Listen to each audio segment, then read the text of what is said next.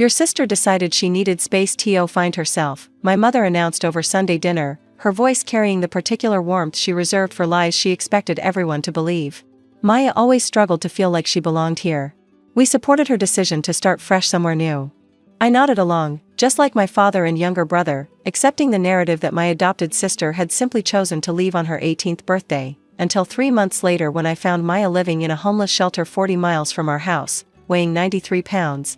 With nothing but the garbage bag of clothes our parents had handed her at a bus station along with two $20 bills and instructions to make something of yourself. For 12 years my parents had collected $1,400 a month in adoption subsidies for a child they never treated as family, $201. $600 in government payments for raising a daughter they discarded the moment she aged out of the system and the checks stopped coming. When I finally understood what they'd done, I didn't just take Maya in. I took my parents down. Let me tell you about the sister I almost lost and the family I chose to destroy. Maya came to us when she was 6 and I was 8.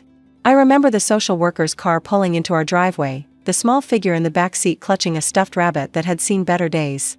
Maya's biological parents had lost custody due to neglect and substance abuse. She'd spent 2 years in foster care before my parents decided to adopt her. At least, that's what they told everyone. What they actually decided was to collect the adoption subsidy, monthly payments from the state designed to help families provide for children with special needs or traumatic backgrounds. Maya qualified due to her history of neglect and the developmental delays she'd experienced in early childhood. $1,400 per month. Guaranteed until she turned 18. Tax-free. I didn't understand any of this as a child. I just knew I had a new sister, and I was determined to love her. Maya was different from the beginning. Quiet where I was loud. Cautious where I was reckless.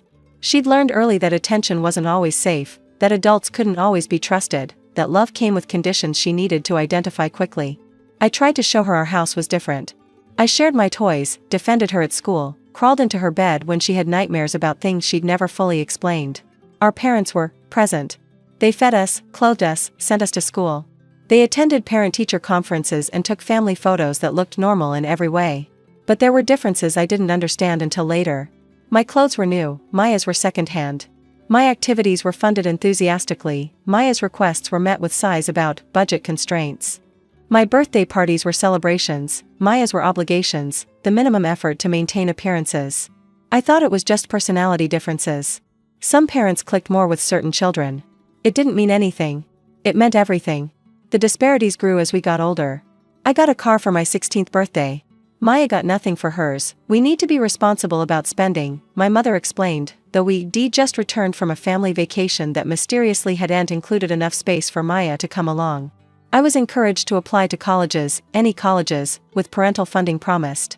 Maya was told that financial aid and scholarships were her only options. You need to learn independence. I was introduced to family friends as our daughter. Maya was introduced as our adopted daughter, the qualifier never dropping no matter how many years passed. She was always the outsider. Always the addition. Never quite family. I noticed, but I didn't intervene. That's the guilt I'll carry forever, the knowledge that I saw the differences and told myself they didn't mean what they clearly meant. Maya's 18th birthday fell on a Tuesday in March. I was away at college, sophomore year at a university 4 hours from home. Maya called me that morning, her voice strange. They're taking me somewhere today. Mom said she has a surprise. That's nice. Birthday surprise? I don't know. It feels weird. Weird how? She made me pack all my stuff. Everything. She said we're reorganizing my room while I'm gone. Alarm bells should have sounded. They didn't. I was 20, self-absorbed, confident that my parents were incapable of what they were actually planning. I'm sure it's fine. Maybe they're redecorating? Call me tonight and tell me what happens. She called that night from a payphone at a bus station. They left me here, she said, her voice hollow. They gave me $40 and said I need to find my own way now. They said the adoption ended when I turned 18 and they can't support me anymore. I thought it was a misunderstanding. A cruel joke. A breakdown in communication. Stay there. I'm coming to get you. They took my phone. This is a payphone. I don't even know where I am exactly. Find out. Ask someone. I'll find you. But I couldn't find her. By the time I drove 4 hours home and then tried to trace her location, she'd already left the bus station. My parents claimed they didn't know where she'd gone. They'd given her options, they said. Resources. Phone numbers for social services. She chose to go off on her own, my mother insisted. We couldn't force her to stay. She's 18. Legally, she's an adult. We gave her a foundation. What she does with it is her choice. I searched for 3 days before school demanded I return. I filed a missing person report that went nowhere. She wasn't missing, exactly. She was an adult who'd left voluntarily. I didn't find her for 3 months. The shelter was called Hope House, a facility for homeless young adults in a city 40 miles from where I'd grown up. I'd been calling every shelter within a 100-mile radius for weeks, and finally, someone recognized her description. She was barely recognizable. 93 pounds on a frame that had been slender to begin with. Hair matted and unwashed. Eyes carrying the particular emptiness of someone who'd stopped expecting anything good. Maya. She looked up from the cot where she sat, and for a moment, I saw my 6-year-old sister again, the terrified child who arrived with a stuffed rabbit and hoped this family would be different. Olivia? I held her while she cried. Then I took her home. Recovery was slow. Maya had spent 3 months moving between shelters, sleeping outside when beds weren't available, eating at soup kitchens when she could find them. She'd lost weight, lost hope, lost the belief that anyone would come for her. I installed her in my apartment, fed her, got her medical care, and slowly pieced together what had happened. Our parents had planned her departure for months. They'd calculated the exact date when the adoption subsidy would end, March 15th, her 18th birthday, and structured their lives around that deadline. The reorganization of her room had been the removal of all her possessions. The surprise had been a 40-mile drive to a bus station in a city where she knew no one. They'd given her $40 and a garbage bag of clothes. Nothing else. No phone, no identification beyond her state ID, no resources beyond the phone numbers for social services that were perpetually overloaded and understaffed. They'd collected $201,600 over 12 years for the privilege of raising her. And they discarded her like recycling when the payments stopped. I started investigating. Not overtly, I couldn't let my parents know what I was doing until I had enough evidence to destroy them completely. But quietly, methodically, I began gathering documentation of everything they'd received and everything they'd denied Maya. The adoption subsidy records were available through FOIA requests. $1,400 monthly, deposited into my parents' account like clockwork for 12 years. The financial records I accessed through less legal means, a family friend who worked at their bank, sworn to secrecy, who was horrified enough by what I described to help me understand where the money had gone. It hadn't gone to Maya. My parents had used the adoption subsidy to fund their lifestyle. Vacations. A boat. A kitchen renovation. My father's golf club membership. My mother's shopping habits. Maya had received the bare minimum required to maintain appearances, food, shelter, thrift store clothing, while the money designated for her care had been spent on luxuries for everyone else. The subsidy was meant to help families provide for children with additional needs. My parents had treated it as a private income stream that came with an inconvenient attachment. I found evidence of fraud beyond just the misuse of funds. The adoption subsidy program required annual recertification, documentation that the child was still in the home, still receiving appropriate care, still benefiting from the additional support. My parents had submitted false documentation for years. Reports claiming Maya was receiving therapy she'd never attended. Receipts for educational expenses that had never been incurred. Statements about activities and support that existed only on paper. They'd lied systematically to maintain the payment stream.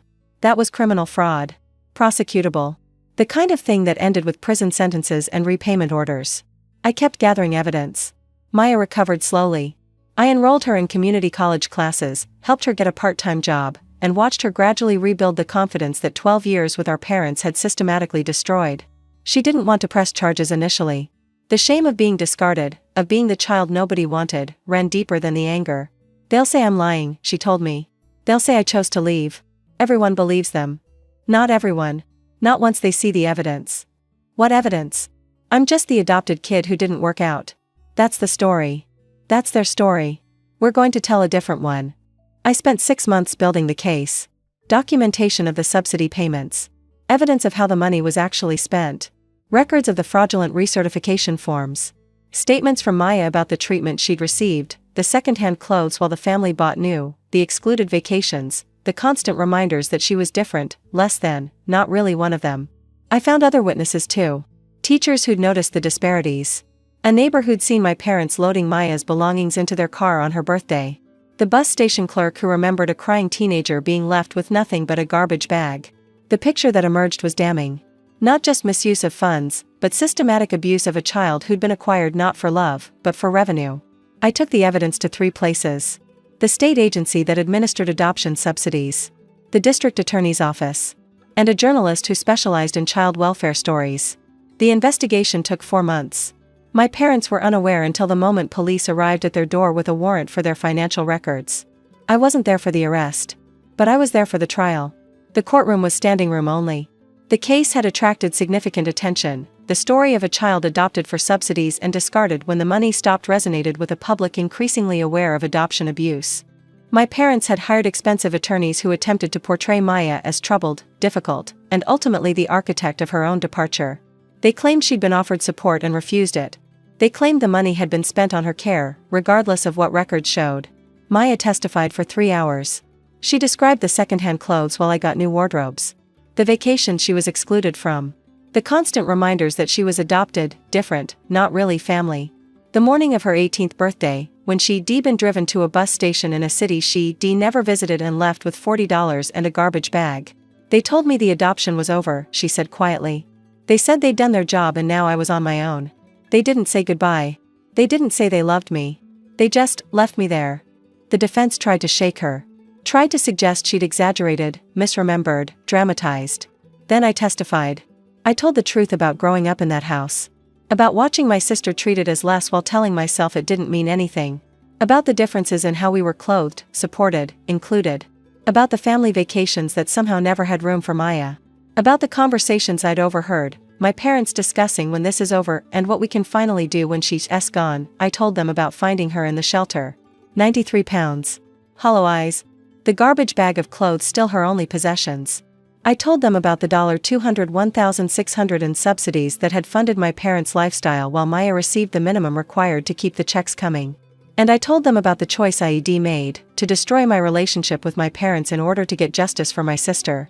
They're my parents, I said from the witness stand. I lived in that house for 18 years.